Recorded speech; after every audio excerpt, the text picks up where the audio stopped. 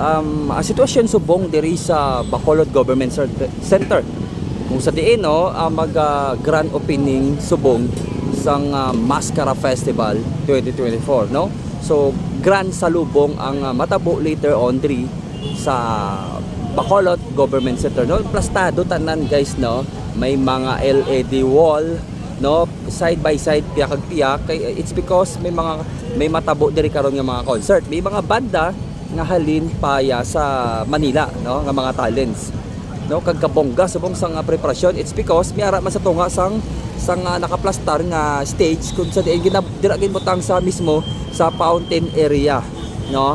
Pero right now hindi pa na siya siguro magamit no. And ang gamiton subong yang stage amo na ang sa center subong sang government center no. I-try ta to kung makasulod gid man ta no, kayo wala pa ta natagaan sang access ID para maka-cover sa sining festival. Okay?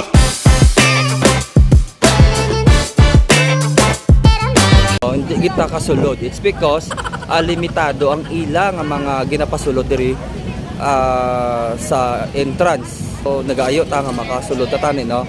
Kaya kanogon man nga maka-cover ta. Hello, si Hayanay. Oh, Hayanay be.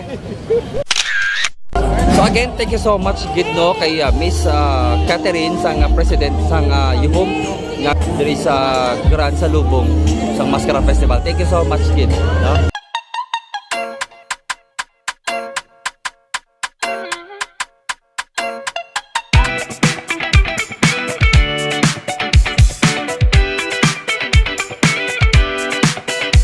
Again mga kanami, welcome to 5-star carnival diri sa likod sa gihapon sa Bacolod Government Center.